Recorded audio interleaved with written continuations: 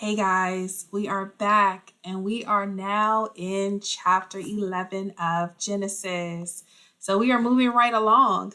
In the prior chapters, we talked about the flood, we talked about the rainbow, we talked about Noah and his sons. And chapter 10 has not been covered, but chapter 10 is really a genealogy of the sons of Noah and how we get to where we are because we are on our way to meet the first family of Genesis. And we are going to spend a good amount of time talking about them. But this is another kind of pivotal moment that needs to be discussed before we jump into my favorite person, Abraham, and we're going to talk about his story and we're going to go through a lot of that information over the next, probably over the remaining chapters of Genesis. It's going to cover Abraham and his descendants. So we have looked at in chapter 10, if you read through it, it's going to talk you through line by, generation by generation in each line. That's going to detail the 40 generations from Noah's sons to where we are going in meeting Abraham. But in Genesis chapter 11, we come across the story of Babel. A lot of times we hear the Tower of Babel. We've talked about it. We've heard people talk about it. And we're just going to kind of go through line by line in the way that we do. And we're going to discuss this. So it starts off in Genesis, still the first book of the Bible. We're in chapter 11, that the whole earth had one language. They all had the common speech. This was one language. We now know that the earth has multiple languages. We have some languages that have died off. We have languages that are still fluent, although they are not used as frequently because people have chosen to use more common languages in like trade and things like that. So everybody at this point all had one language. And people began to migrate. So as the generations would grow, families would get bigger, and we would just move further and further east until they get to a place where there's fresh, wide open space and land, and then they would have their family settle there. And then as you would outgrow that area and the resources that the area had, you would move further.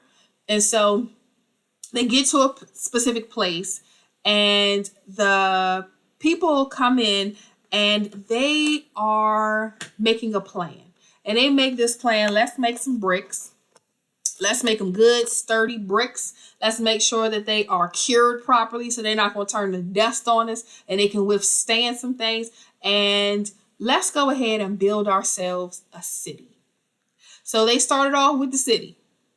Because, everybody get together. We need to have a city. Let's have some common places and some things that we can use. We got to have a place for trade. We got to have a place to store animals. We have to have a place for our families to exist. Let's go ahead and start to build a city. And as they're going to build this city, they were like, you know what? Let's build this tower. Let's build this tower. And we're going to make this tower so tall that it is going to be renowned. They're going to hear about it. They're going to know, hey, those people over there made themselves this tower, and this tower reaches the heavens. And it's going to be a site. It's going to bring people to this area. It's going to make people know who we are and want to know who we are. And it's going to bring us and make us united so that we're not just scattered about and, people are just wherever people are. This is going to be the thing that's going to make people come to this city. This is going to be a focal point of this land. And so they are getting down to business, and they are building this tower, and they are reaching and reaching and reaching at higher and higher heights, and they are building this tower because they want to reach the heavens with it. And so God is out pervading the earth as he does, taking a look, seeing what people are up to. Let me get a closer look at this thing that y'all are working on over here. And he sees this city and this tower.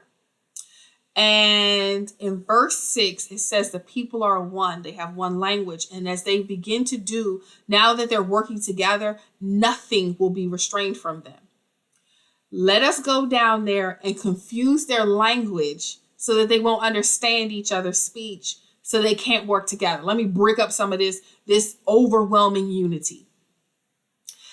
And this right here has been a question. So before we get into what happens after God does this right here has been a question that came up in Bible studies that I've been part of This has been a question. Why would God be concerned about people uniting and building a tower to the heavens? Like, why is he so worried about what people are doing?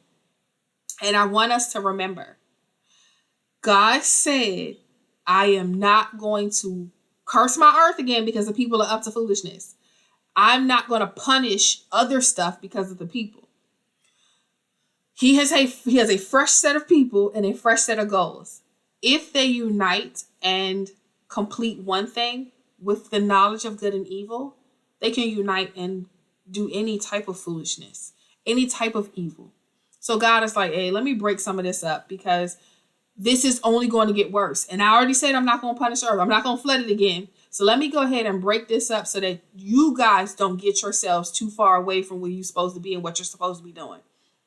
So that you're not putting yourselves in a position where I got to go ahead and wash the earth off again, where I have to go ahead and I have to destroy the people again.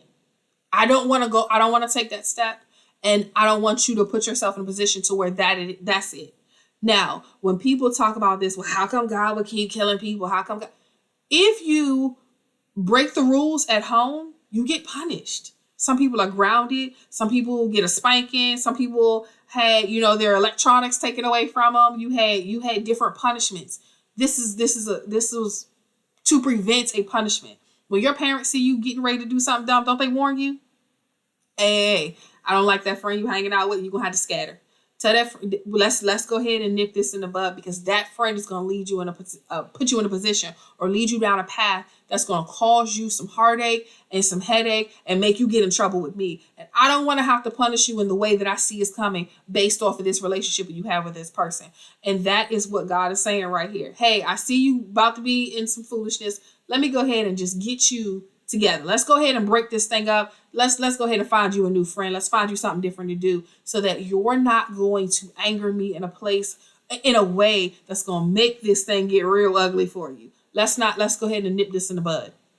And so that's what God is doing. He is like, you know what? Y'all spread out. Y'all get together and start uniting. You'll unite together on some foolishness, and let's go ahead and not do any of that. We don't need any of this. So in verse 8, it says that the Lord scattered them. He confused their language, and they didn't understand each other. So they scattered all over the face of the earth, and they stopped building this city. They stopped building this tower. They stopped working together on this thing, and he scattered them everywhere so that there would not be any type of uniting on foolishness.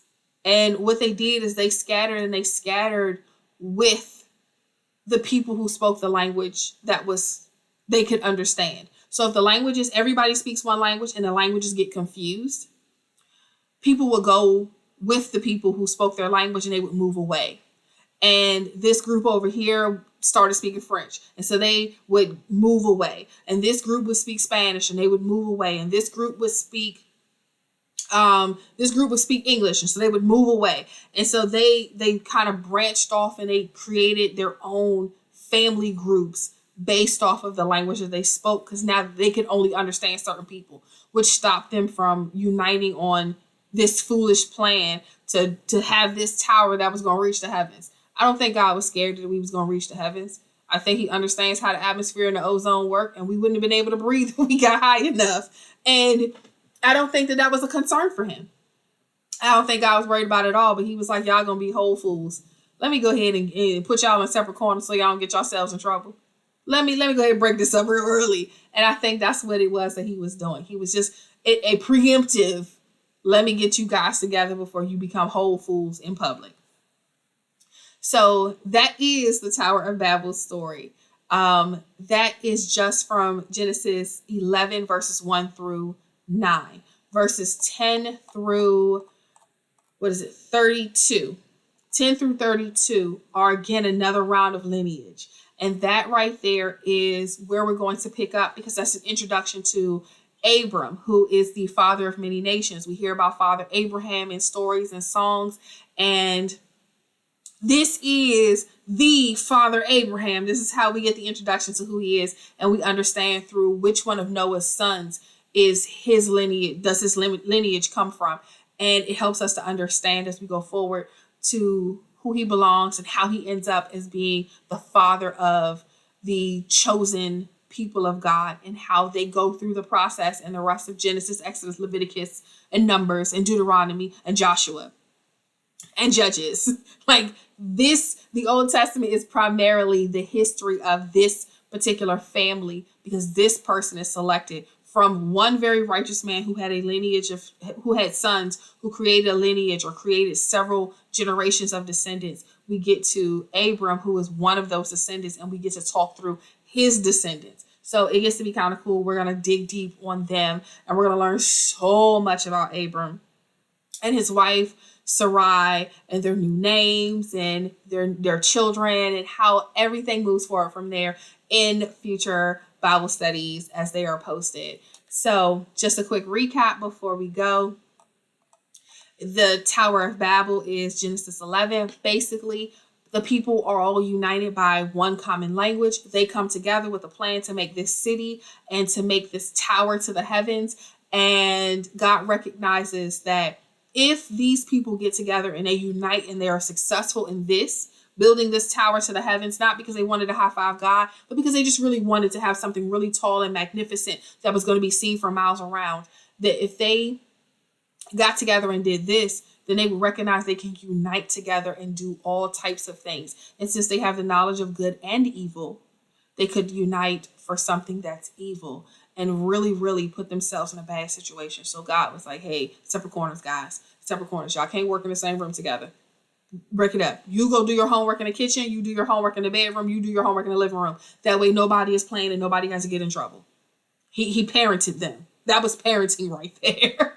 And so that is the Tower of Babel. I hope you guys are continually blessed and this helps you understand. If there is anything that is still confusing, if there is anything that you would like to cover over these first chapters, anything, because I like I said, I breezed by chapter 10. If there's something in there that you have a question about, just let me know, drop a comment, and I will absolutely address it. Thank you so much. You all be blessed.